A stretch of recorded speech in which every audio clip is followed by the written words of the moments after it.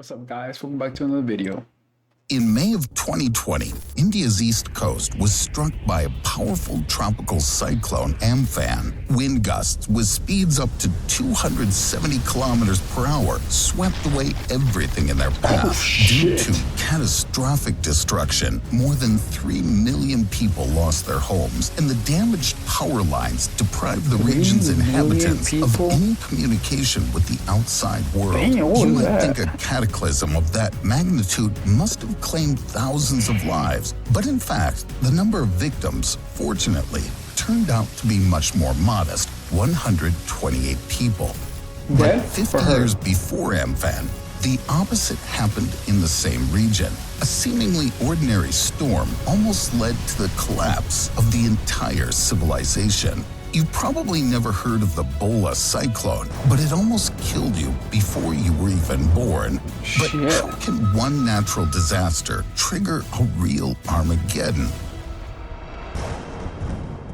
Sometimes catastrophes cause terrible damage because they are literally invisible to us. On November 12, 1970, the stormy air mass of the future Bola cyclone began to form over the central Bay of Bengal. Then, at a speed of 240 kilometers per hour, it moved east into the most densely populated areas of present-day Bangladesh, which was then part of Pakistan as the easternmost province. And all this is a widespread scenario for any coastal region close to the tropics. After all, residents of such places annually endure at least 6 such disasters. However, the Bola cyclone held the same trump card against people as the recent magnitude 7 earthquake that struck Haiti on January 12, 2010. Back then, the North American plate on which the island lies collided with the Caribbean plate. As a result, thousands of square kilometers of territory literally jumped on the spot. Port-au-Prince, the capital of an already impoverished state, was left without critical infrastructure. Almost all communication systems, transport means, hospitals, schools, and government buildings had been completely destroyed. But the locals, and especially the government, knew they lived at the junction of tectonic plates, didn't they? It sounds crazy, but even in 2010, Haiti didn't have a single state program teaching the basic do's and don'ts during an earthquake. But most importantly, the government just didn't consider it necessary to allocate funds for disaster monitoring and maintaining the readiness of local emergency warning systems. Thus, the earthquake, which could theoretically be predicted a few dozen minutes before the impact, became a completely invisible killer. Most of its victims died under the rubble of demolished buildings before being evacuated. Over 300,000 people in total, and that's not counting the same number of missing people. But in contrast to tremors, the formation of enormous tropical cyclones is not so difficult to predict, let alone notice, is it? But the Bola cyclone occurred amid a highly turbulent political landscape. In those years, India and Pakistan clashed over the ownership of disputed territories. Normally, the Indian Meteorological Services would have provided the information on the incipient cyclone to the Pakistani government in time, but not in 1970. Moreover, disagreements even prompted the Pakistani government to change the cyclone intensity scale from India's 10-point scale to a new 5-point scale. As a result, even those warnings about a Category 4 storm received by the residents of coastal areas didn't sound so serious. People thought it was 4 out of 10, not 4 out of 5. So, the Bola cyclone approached the shore carefully disguised and caught the population of East Pakistan by surprise. The first victims were those who happened to have the misfortune to be on the coast at the time.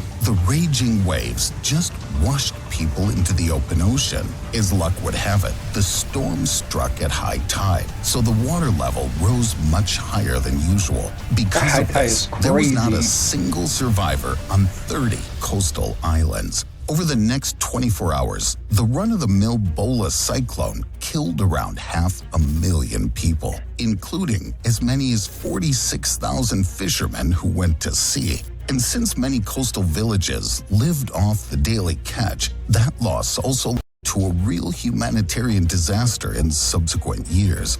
To understand the true scale of the disaster, we can imagine the same scenario where a similar cyclone covers the southeast coast of the United States. Nowadays, the U.S. government provides prompt warnings of such hurricanes to citizens, but if the system got attacked by hackers or suffered any other technical failure, such a disaster could claim the lives of 500,000 or even 1 million people. And not because it would be inherently dangerous, just because unforeseen circumstances would intervene.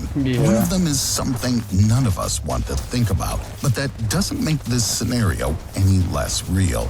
We're accustomed to the government's devotion to saving the population during natural disasters. But what if it does exactly the opposite and deliberately abandons us to the mercy of fate? On November 3, 2013, an abnormally low pressure for this region was recorded in the Western Pacific. And while scientists were trying to figure out its cause, the humid and warm air from the ocean began to rise, forming thunderclouds. A few hours later, Typhoon Haiyan hit the Philippines. The wind speed that day was about 315 kilometers per hour. That's an absolute record for the entire history of observations of Western Pacific typhoons. In just 12 hours, the coastal city of Surigao had monthly rainfall. One of the first buildings damaged was the Tacloban Airport building, covered by a stream as high as 5.5 meters. The water reached the second floor of the terminal. Some low-lying areas of the city were completely washed away. Over 90% of all buildings in the region were damaged. As a result, Typhoon Haiyan claimed the lives of around 7,500 people. If a similar cataclysm occurred in the central United States, for example in Colorado, Denver, the state's largest city, would be almost completely destroyed in just a few hours. Combined with avalanches, snowstorms, and other natural disasters a typhoon could have triggered in the region, it would have killed over 600,000 people. But this would happen only if the federal government treated the situation as negligently as the Philippine one. I mean, in 2013, even though they received a message about the impending disaster in time, almost nothing was done. Leaders at different levels failed to coordinate and were just waiting for someone else to spring into action. Moreover, even when the Philippine government finally emerged from its stupor, its efforts only made matters worse. Evacuation centers offered as shelters for desperate people often turned out to be deadly traps. For example, the conference center in Tacloban City, designated as a shelter, was completely flooded along with everyone who had taken cover in it shortly after the disaster began. Whereas the people in the Philippines suffered from criminal negligence, the Pakistani authorities deliberately condemned the eastern province residents to death under the blows of the Bola cyclone in 1970. But why? Back in 1947, when the British government granted independence to British India, the lands were divided along religious lines, and that's how Muslim Pakistan emerged. Divided by India into a major western part and an eastern part, where Bengalis have lived from time immemorial. And despite the common religion, they considered themselves a separate nation. When the Bola cyclone hit their land, Yahya Khan was the president of West Pakistan. The Bengalis hated him. And to avoid making things worse for himself in the next election, Yahya Khan made the cynical decision to sabotage the aid to the affected eastern province by all means. Instead of opening their borders to foreign aid, West Pakistani officials detained convoys transporting medical supplies, food, and drinking water. In addition, they banned air cargo shipment to East Pakistan, forcing it to be transported along destroyed roads instead. All of this, in addition to the dire consequences of the cyclone, made the situation in the region explosive. One natural disaster can indeed push millions of people into a bloody war.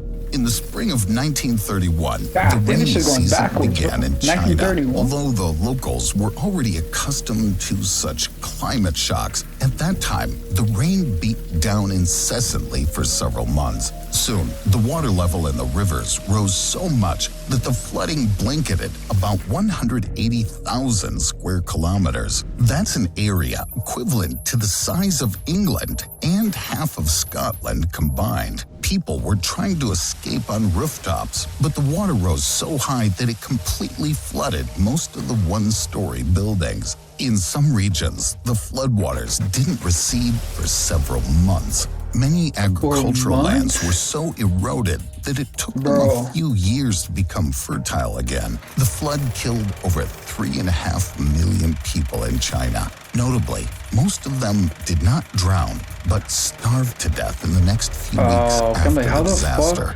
If a similar catastrophe occurred in today's United States, it would probably hit Michigan, as the Great Lakes system is located in its territory. And if all these water bodies overflowed, the consequences would affect half of the entire U.S. and part of Canada. As was the case in China in 1931, the population in the flood zone would first face severe famine, as there are many agricultural lands and livestock farms that supply food to other states.